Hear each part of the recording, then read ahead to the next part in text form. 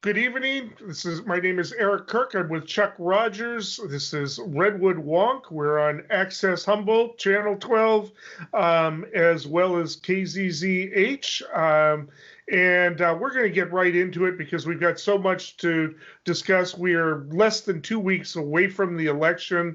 The polls are kind of all over the place, and we'll get into a little discussion about the polls and how you can stay sane for the next 13 days. And we'll talk a little bit about that. I want to explain a little bit about the polls, what happened in 2016, what that could mean for 2020. But why don't we catch up on the news a little bit? Let's start with the most colorful thing, and I actually don't think it's going to be of a whole lot of consequence, although I don't think the president really wanted this to be part of the narrative. But you heard about what happened with Giuliani over the summer. You mean Rudy putting his shirt tail in? Just tucking his shirt tail in. Yeah, and the movie Borat's going to be released on Friday, and it's already in the news. Again, I don't think it's going to turn very many votes, but it's definitely not the narrative that the president wants. His private lawyer getting caught in bed with somebody that they were claiming was a 14-year-old. She's actually a 24-year-old actress, but there he is laying with his back on the bed, sticking his hand in his pants to tuck his shirt in, and while he's looking at this woman. And I don't know. I mean, I was like, how can this campaign get any weirder? Well, and let's recall that Donald Trump promised everybody in 2015 and 2016 that he had only the best people around him. And of course, Rudy is one of the top advisors to the president of the United States. And I don't know what else. I don't know what else you can say about this group of folks who somehow made it to the White House. It's absolutely a low point in this country's history. There's no question about it. And that's how it's going to be judged by historians for decades and decades and decades. The legacy of this administration is going to be just that. I mean, Rudy Giuliani is a good symbol of what this administration is all about. It is corruption in all capital letters. And look, there's no credible reason left to vote for Trump for another 4 years. I don't even think our society, let alone the organization of our government, I don't think our society can handle another 4 years of this. Well, I'm going to close out on that subject, too, by saying I'm actually not a big fan of Borat. I don't like the gotcha games, catching people in videos and things like that. At least this time he's punching up. A lot of times he makes fun of people that are, working class. And, Michael Moore always went to corporate heads or government heads and messed with their heads. And I'm fine with that. And I think this is a little, kind of over the top. But on the other hand, it couldn't happen to a nicer guy. Sorry. Right. So yeah, and let's not forget that recently Giuliani's daughter, who lives in California, has been going out publicly and advising people not to vote for Trump, not to vote for her dad's client, but to vote for Biden and Harris. That's yet another family member. So we have a family member from Trump, his niece, and we have Giuliani's daughter, both advising against voting for Trump again. So I think we should pay attention to that. Assuming Giuliani's not in jail, I would hate to be at that Thanksgiving table this year. But anyway, why don't we talk a little bit real quickly, too? I don't want to dwell too much on it because it's not going to be much of a story, but I think a lot of people are anticipating an October surprise of maybe not charges being filed quite the way the president wants it, but that there was going to be some type of major dump. This Friday will be the Friday of the Comey letter, the equivalent 10 days before the election. I suppose there's time for something like that to happen, but if something doesn't happen by Friday and you're getting into next week, it's probably too late. For one thing, half of the voters may have already voted. Yeah, that's true. And I think we can kind of read the tea leaves on that. The various tentacles of the Bill Barr Attorney General office and what they've been doing with the Department of Justice seemingly was headed towards something about this time that would be revealed as the October surprise. But we keep hearing from Trump himself at his rallies how frustrated he is with the attorney general, and that's new. I think what that tells us is that the attorney general doesn't have anything. And so there's not going to be anything dumped or revealed to the voting public. And let's also remember, as you indicate, voting is underway, and we're upwards of 40 million people who've already voted at this point. Yeah. And as each day goes by, there will be fewer and fewer voters left to convince or sway. So I don't anticipate much unless it's just something that they completely make up out of whole cloth. But at this point, so many people have already voted. The rest have made up their minds. Everybody knows who this guy is, and they know who the people are around him. So I don't anticipate much on that front. How about you? We've already had a Comey, people experienced the Comey letter. So they're not, and last time a lot of people thought, oh, this is going to lead to indictments and problems. And it turned out to be a nothing burger.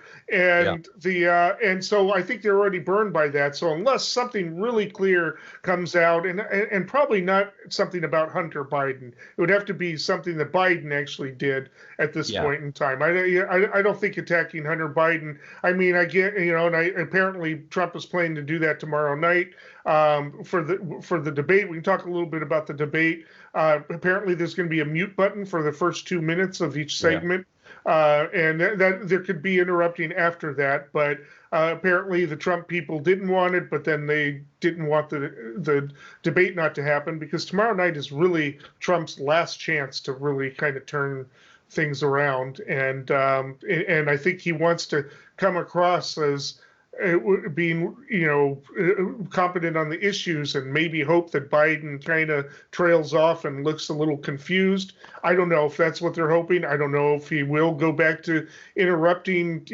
for the portions that he can do it. But supposedly they say he's going to dial it down for tomorrow. Yeah, I'll believe that when I see it. I don't think he's capable of that.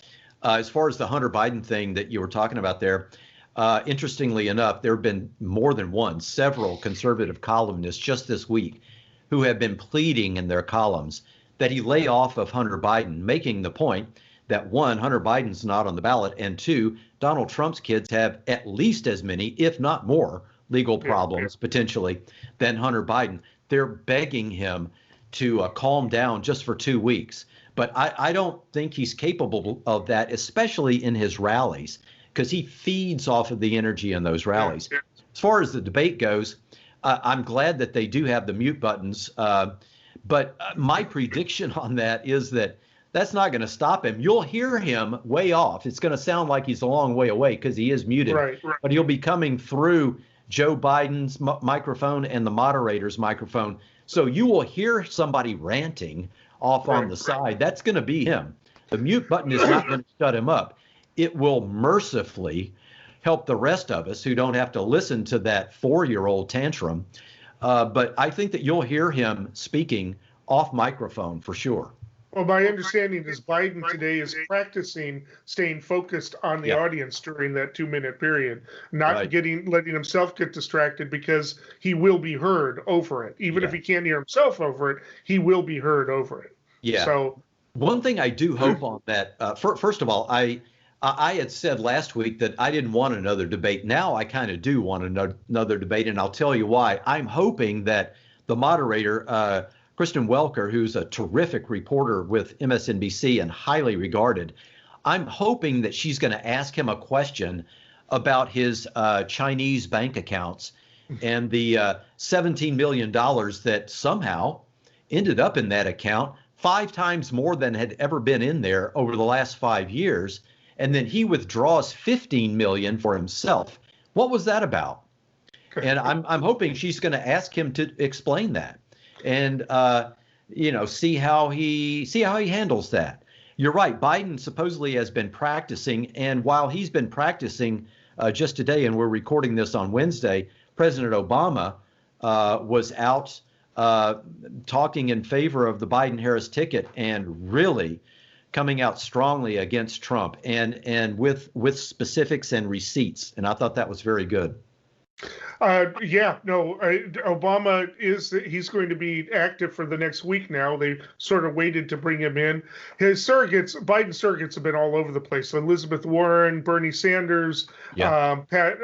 Pete Buttigieg, everybody has been out there because, I get invitations to Facebook, conversations with them. They're going to different states and the rest and and really trying to whip up the base, and we'll see what happens. I mean, but it seems like people are turning out, and maybe we should get into a discussion about the early turnouts. They're breaking records. And one of the strategic mistakes that I think the Trump administration may have made, and they've played some things well, but I think making their supporters afraid to put the ballots in the mail was a mistake because they Yeah. need to then get everybody out on election day, and that doesn't always happen.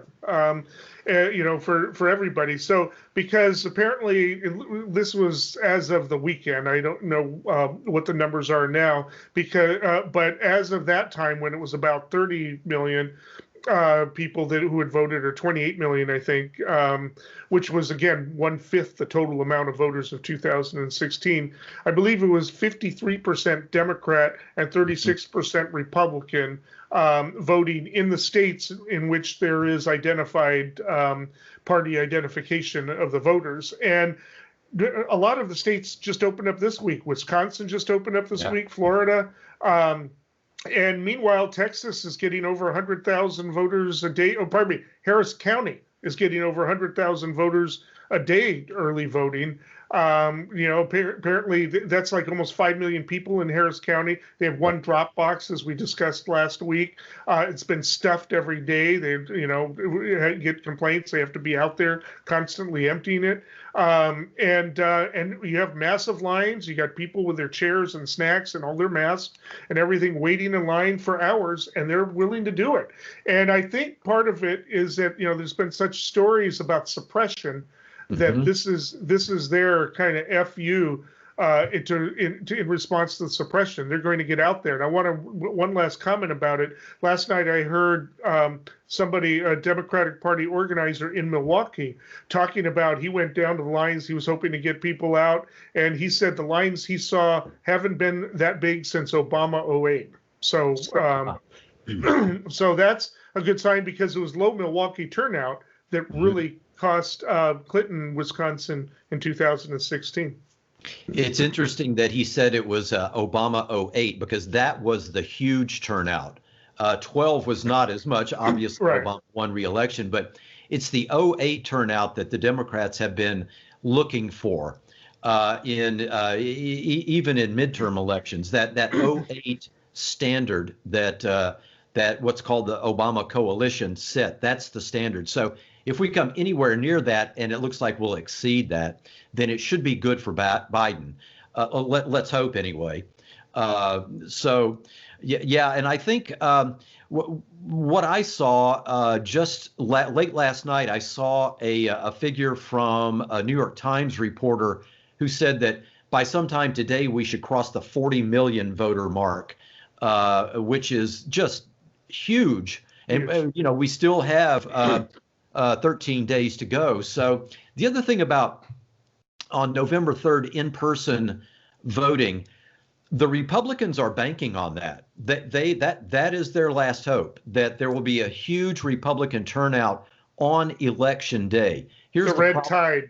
They want to call it the red tide. The red tide, exactly. Here's the problem with banking on that. First of all, we're in a pandemic. There are going to be some voters who just don't want to do that. But the other thing about banking on turnout on election day is if, as we get closer to election day, some of those voters get the idea that it's kind of a lost cause, they just won't fight the lines. They certainly, during a pandemic, won't take the health risk.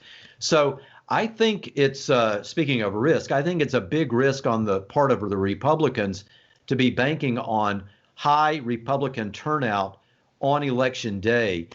I don't see that that's going to be enough to overcome what looks like a huge blue wave in this early voting so far. But, I could be proven wrong on that for sure. Right. I mean, one thing we need to really make clear here: Trump can still win this election. Yes, It's absolutely. not gone.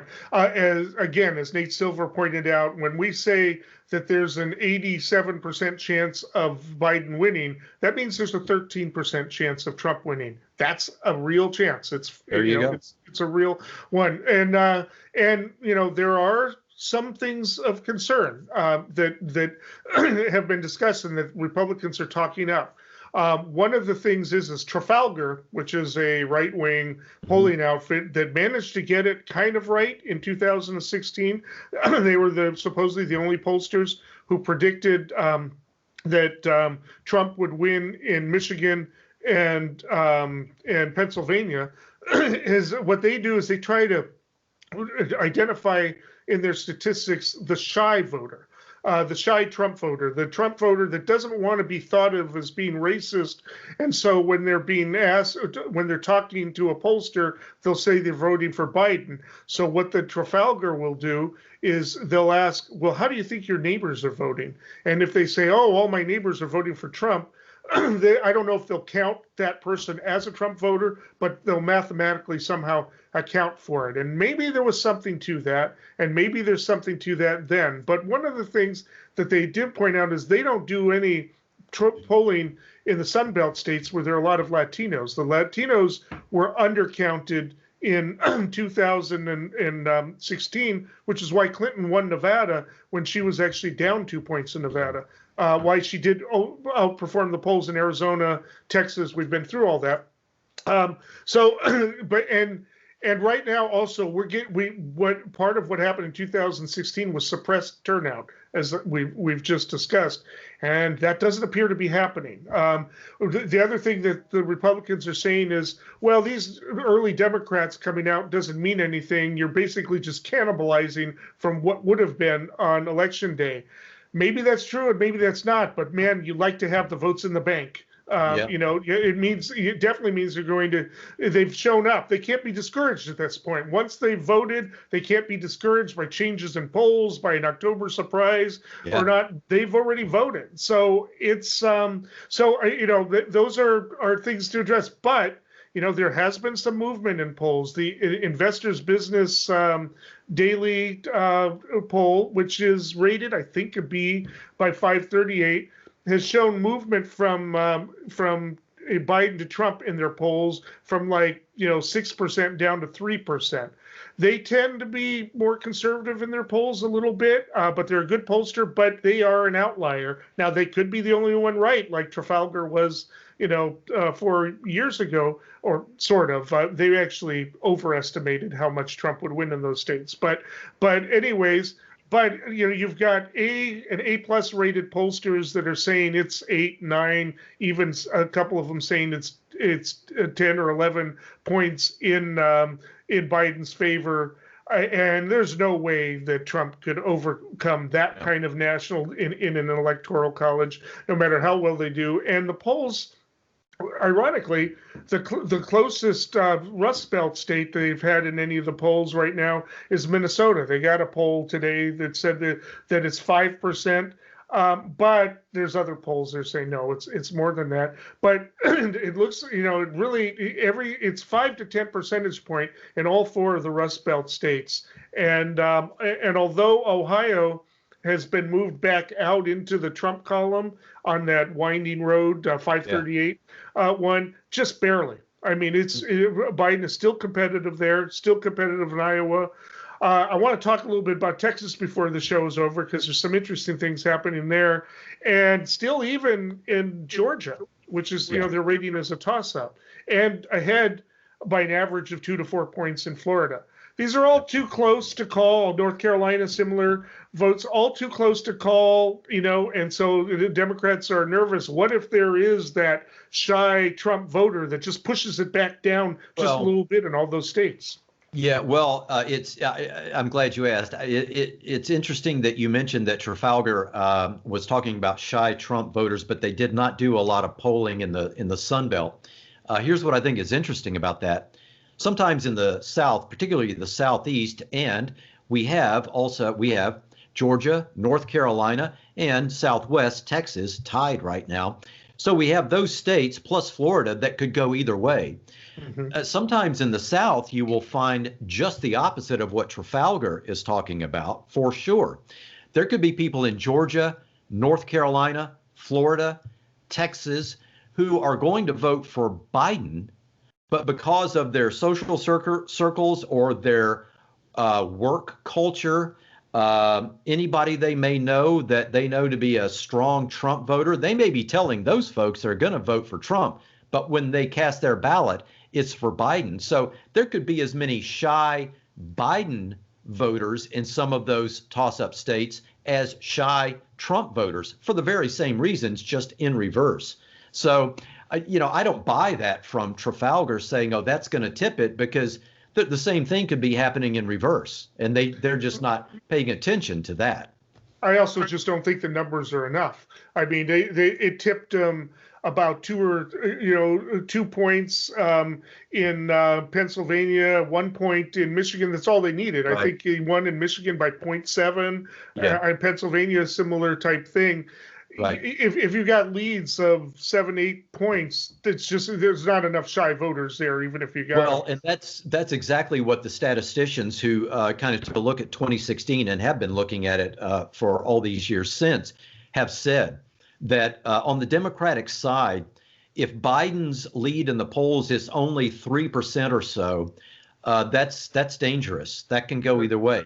And for Biden to win, for a Democrat to be comfortable, that lead needs to be up around 8 points. And with the aggregate numbers now, the combination of all the polls, it looks like he's ahead in double figures. That's good news. That's very good news. I'm still not getting overconfident about it.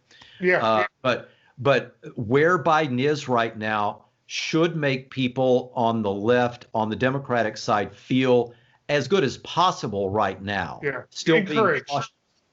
Cautiously optimistic. Yeah. Biden is warning people. He actually said over the weekend, and his people are saying, don't assume this election is over. You got to go to the vote and vote.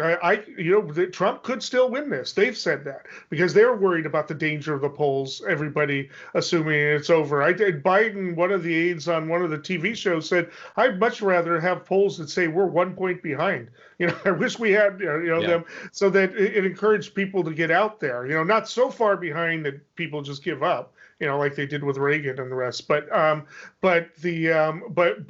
strong enough that they feel like they've got a chance to be encouraged by that, but also not to get complacent. I don't think these lines out there show that a lot of people are complacent. No. So that it's a real good sign, and in all the right neighborhoods. Right now, I'm still calling Texas for Trump and Cornyn, but I saw some interviews with his opponent, Helger, I think her name is, Hager. MJ Hager. She's impressive. If she doesn't win this time around, she'll probably win at some point in the future. Oh, absolutely.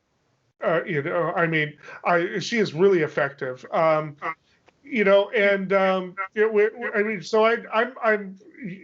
saying that there, but things can happen. The other thing that Republicans are raising as to why they might be a surprise in Pennsylvania is they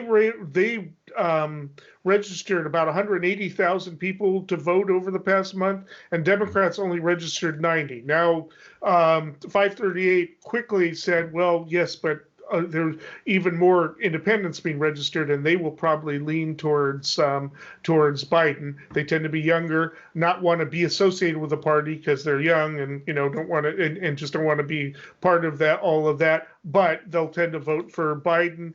And we're talking about already a state where there's already over, I think, 40. I forget how many. 4 million Democrats and only 3.2 million Republicans. That extra 90,000 isn't going to make a huge difference there. They would need a lot of Democrats to cross over to Trump and very few Republicans to cross over to Biden. And those monthly figures from Pennsylvania and other states, you can find similar numbers about Republican registration for the last 30 days. in other states as well. But we have to remember when we look at those numbers that because of the shock of Trump winning in 2016, Democrats have been registering people to vote since 2016. Right. So it is concerning that the Republicans have been out registering Democrats over the last month. That should not be discounted. But we also need to remember that Democrats have been working on this since Trump was elected for this very reason, to try to overcome a surprise in 2020 where Trump is reelected. So I'm not quite as worried about that. I am concerned that does show that there is some fuel to the fire on the right, and that's concerning. But so I'm not dismissing it, but I think we do need to consider the fact that Democrats all over the country have been working on voter registration since the election in 2016. Which is good for them, because I think part of the differences accounted for is taking into account the pandemic, the different tactics of registering to vote. Democrats aren't going door to door as much. They're doing it, and it's a lot harder to get people registered with other types of communication. So. Well, and the news about the pandemic recently is that we may be headed towards spikes that rival March and April very soon. While at the same time, the president is going to rallies and saying, as if it's negative, that Joe Biden would pay attention to the scientists. You really don't want that, do you? We're heading into another peak, another spike, and Trump is saying it's bad to listen to the scientists? That's inexplicable to me. Well, and he's obviously decided not even to try to go for centrists. He's not trying to expand. He just wants to get his base out there, or he wouldn't be attacking Dr. Fauci. That's like attacking Santa Claus. You don't attack Dr. Fauci. He's much more popular than by 25 points in the polls at least. Right now Fauci is one of the most admired people in the country. It's dumb to be attacking him, but that's the Trump campaign, and attacking science. I mean, that's only appealing to that small slice of his base. And he needs a lot more than that. So, I really don't get it at all. Yeah. Another sign is a friend of mine. She lives outside in the suburbs of Lancaster, Pennsylvania. She said that 4 years ago, she saw maybe one or two Clinton signs in the whole neighborhood. She says her neighborhood is plastered with Biden signs. With very few Trump signs. That's an indication. And then I noted that in Eureka. 4 years ago, you saw maybe one or two Clinton signs. There are Biden signs all over. In fact, I kind of reported on Facebook on a little incident in which a bunch of signs on S Street were stolen, like 7 of them, including a banner. And I just happened because I was going to note, in a post how many signs there are. So I took pictures of them saying, look, we got these. We didn't see this 4 years ago. And then 2 days later, they were gone. And so I actually had the benefit of before and after. It was really interesting. And the responses I got from Republicans, well, maybe they all changed their mind. Maybe they had a meeting and changed their mind, right? Signs are back on most of them right now, but it's just, so no, that didn't happen. But there is, whether it's pro-Biden or anti-Trump, there is more enthusiasm coming from the Democrats this time around. So far, nothing has demoralized them. The Comey letter may have demoralized them. They didn't turn out. She didn't go up to the Rust Belt at all. Maybe one trip in Detroit would have won it for her in Michigan. And Biden has not neglected the Rust Belt. He spent most of his spare time there. Well, and let's remember in 2016, a lot of people who voted for Trump were voting against Hillary Clinton. There aren't nearly as many people, and the statistics bear this out. There aren't nearly as many people like that this time who have some sort of deep-seated hatred for Joe Biden, which is going to drive them to vote for Donald Trump. And I think that's part of what we're seeing in the polling that suggests that Biden has a chance in some unexpected states. I think that has a lot to do with it. People now have gotten to know Donald Trump, and a lot of them are very put off by what they've seen and heard. And so, if anything, the hate vote now is against Trump and going in the other direction toward Biden, kind of just the opposite of what happened in 2016. So I think where that leaves Trump is he's left with only one strategy, and that's to run against the election and to declare it illegitimate and to get his new Justice Barrett on the court in time to have a say and maybe be the deciding vote that keeps him in office. I think that's the only strategy he has left. I can't see any other. Well, there's an interesting thing that came out. 538 covered it, and a few other places have covered it. In the polling, and we'll see if this is a real thing, but in the polling, Trump has actually possibly gained a little bit with the Black and Latino vote, particularly with the young men. Some Black men say, I don't really like his politics, but I like the way he's, standing up to the establishment and all of that. It's not huge. And he's made no gains with women. It's 90%, over 90% of Black women are dead set against him. But he got, I think it was about 7 or 8% of the vote last time around. It might mean he gets 8 or 9% of the vote this time. Maybe he's hoping to take it as high as 12. Latinos, maybe a difference of a 5-point difference, based on the whole patriotism and thing. I think it's actually probably accounted for mostly in Cuban Americans in Florida because of some things that happened during the primaries regarding Cuba and the rest. But what is far overriding that in the polls is the movement of white working class voters away from Trump and to Clinton, to Biden. Yeah. In pretty big numbers, especially the women, but also the men in big numbers. He still has the majority of what would be called white working class, but there's been a movement. Obviously, there are some of them who, want promises to be kept. You're going to revive the Rust Belt. You're going to revive the industry here. Hasn't happened. Also, a lot of them, I think Biden was part of the whole auto bailout, a decade ago, and they have memories of that. So, and he's just got that kind of working class, appeal. And he's not a woman, that might help him as well. But it's just, but the point is that the big movement right now is college-educated women and working class whites of both genders, and so it's very interesting. But so that's why I think Trump is spending so much time in the Sun Belt and putting everything he's got in Pennsylvania. I actually think they've pretty much written off Minnesota, Michigan, and Wisconsin at this point in time. And I think once they saw the Milwaukee turnouts yesterday, and the Madison turnouts, by the way, they're probably thinking, okay, we probably aren't going to win Wisconsin. Maybe Minnesota, where things have gotten a little bit closer. Even the Senate race is within 5 points at this point in time. You were concerned last week about Peters in Michigan. Yeah, he seems to have climbed back up a little bit in the polls, but God knows what will happen there. Anyway, but I think that's again, I said this last week, I think Trump is trying to win all those states back in the Sun Belt, including Arizona, and trying to get an inside straight down there and pouring everything he's got into Pennsylvania. But it's it's going to be hard for him to win Pennsylvania. And the point is, he's got no offense at this point. It's going to take Clinton. No, he has nothing to talk about.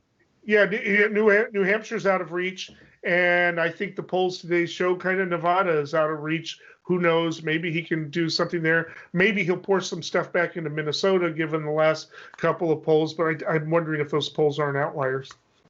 One other thing I wanted to mention was you were talking about the numbers within the African American community, and that's a little concerning to me. The last poll I saw.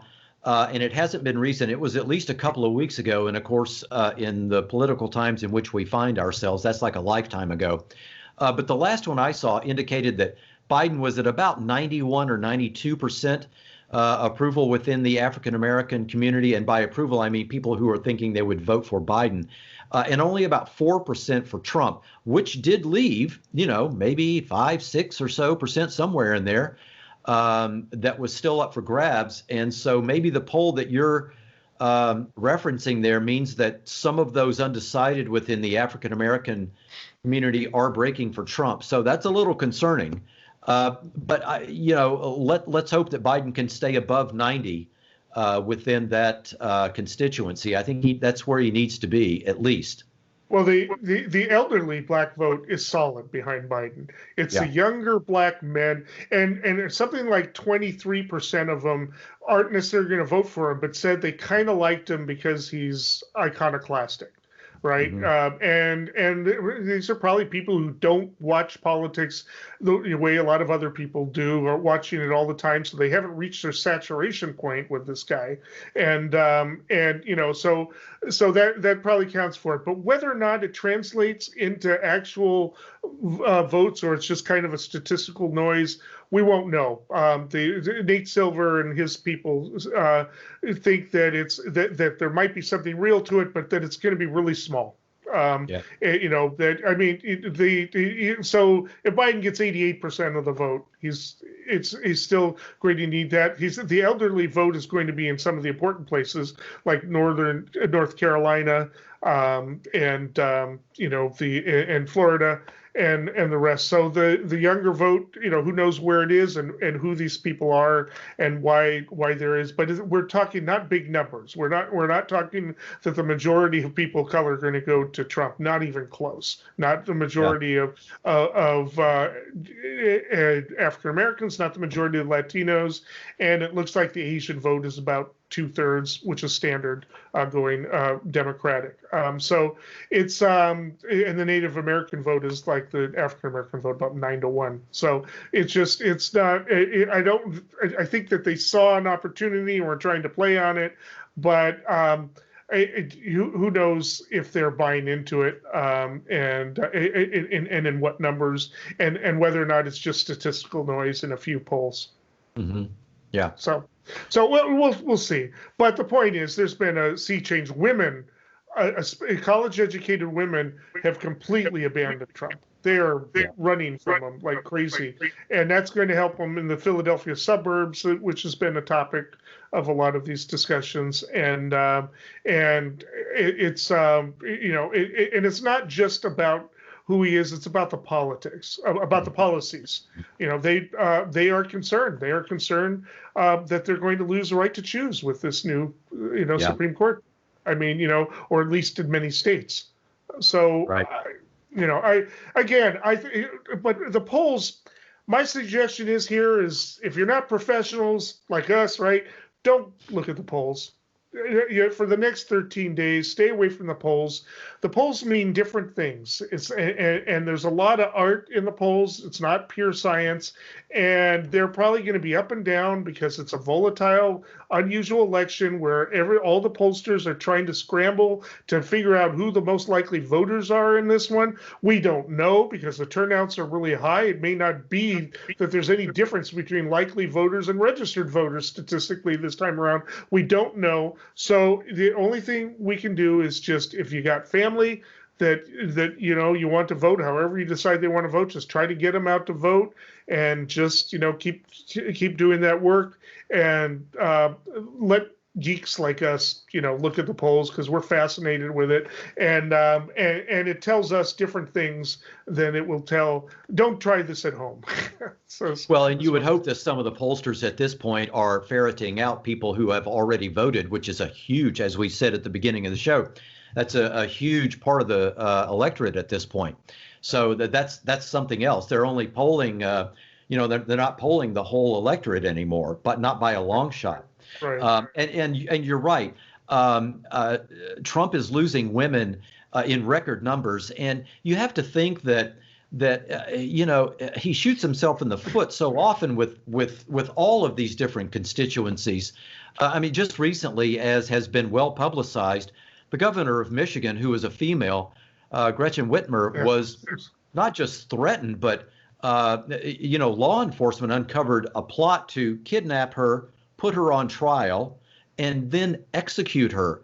And what did Trump do in response? Instead of denouncing the white nationalist militia that was trying to carry this out, he attacked Governor Whitmer. Now, how does that land with the constituency? And what would even be the thinking there? I don't know. And he had his crowd chanting, "Lock her up." He tried to change it to "Lock them up." I think he knew that was going to be bad. Lock them all up. Yeah. Right. But he called her a dictator. I mean, which is exactly the rhetoric that led to this. Now, these these people that were talking about kidnapping, they're young, and it looks like they were really not very bright. It didn't look like it was a realistic plot at all. If you look at it, they didn't have it thought out at all as to how they were going to do it. But the fact of the matter is, this was a group of 15 to 30 people that tried to put together something like that. And then you got that one sheriff in the conservative part of Michigan who said, well, maybe it was just going to be kind of like a citizen's arrest, and maybe that's okay. The rest of the sheriffs completely slammed him down, and he's refusing any media calls at this point. Yeah. But it's dangerous. It's dangerous, and this rhetoric is dangerous. And it is. And this is the other thing I'm a little bit concerned about. I heard a couple on NPR this morning saying, in the past, we've accepted elections when we've lost, and we love it when we win, but Trump must win this time around. That's he's got to win. We will not accept any other, result. That's got me concerned about what might happen after November 3rd, win or lose. Absolutely. That is part of the reason. I mean, other than the Affordable Care Act and Roe versus Wade, that is part of the reason why they're trying to jam this Supreme Court nominee through as quickly as they can, because I think what is being telegraphed to us, I mean, they're telling us what they're going to do, their strategy, and it's all they have left. They're going to challenge the election as illegitimate, no matter what the results are, and it's going to be up to then Justice Barrett at that point to either cast a vote or recuse, and nobody knows what she's going to do. Right. And I could add a couple of things to that list, where you have reinstalling Trump as president, getting rid of Obamacare, overturning Roe v. Wade in some form. She just recently indicated that she wasn't sure Social Security was constitutional. She's not sure Medicare is constitutional. And I mean, you're talking about programs that support a large constituency for Trump, which is older people. So who knows what's going to happen? I share your concern about the time between November 3rd and January 20th. I don't know what's going to happen either. I have convinced myself that Trump's going to challenge the election no matter what the results are, because that's all he has left. There is no policy that they're running on. There's no platform. It's all he has left. And I try, in looking at that period of time, November 3rd through January 20th, to not look through the lens of typical traditional political analysis, but to look through a psychological lens, because Donald Trump, his emotional and mental makeup will not allow him to accept defeat. And we've talked about this before, but I think that that's what's being telegraphed right now. So I think his strategy is going to be challenge the election, because he will not accept the fact that he lost. His makeup will not allow him to do that. So I share your concern. I don't know really what to expect. I think either way this election goes, there'll be a lot of people in the streets between November the 3rd and January 20th. I think that that's a given. Well, there's a little bit of a concern, too. There was a decision that went well for Democrats in Pennsylvania, 4-4 decision. Roberts went with the liberals, but it was basically whether or not the Supreme Court of the Pennsylvania ruling basically held that if anything is postmarked on Election Day, anything up to 3 days after can be counted. And 4 justices wanted to put a stay on the lower court decision, which was in favor of that. But Roberts broke and was with the liberals and said, no, this is state law. This is Pennsylvania. We don't even have any business taking this case up. Of course, we don't know exactly what their reasoning was, because there was no decisions issued. It was basically just whether or not to issue a stay while that case is heard, and it'll be heard afterwards, and it'll be too late by that time. But basically, it goes to the strategy that, Trump is going to want nothing counted that comes in after after election days, regardless of when it was postmarked. And California, it's been that way for a long time. If your ballot is postmarked on the day of the election, but if you really want your vote to count, No guarantee that that's going to stand up. Get your poll, get it in the mail before then, or get it into one of the drop boxes, because your vote, if there's a Supreme Court majority, could basically say, hey, no, unconstitutional. No ballots can be counted if they come in after Election Day. Right, and there are a lot of commentators who are very concerned about that Pennsylvania ruling that you cite there, because if Justice Barrett is there after November the 3rd and things like that are challenged in any state, including in Pennsylvania again, that'll be 5-4. And we now know that people like Alito are not going to be swayed, and it's all up to Roberts. But with Barrett there, even Roberts won't be enough. Right. Yeah, well, I mean, that takes us to, one of the questions Biden is going to be pressed on tomorrow is to talk about court packing. For one thing, I wish that there was a pushback to say, stop calling it court packing. There's been a proposal for a long time to increase the number of justices to match each circuit court. That was originally, there were 6 circuit courts and we had 6 justices. And with the caseload right now, Supreme Court can only hear about 150 cases at the most a year. They could maybe take on a little bit more if they had a few more justices.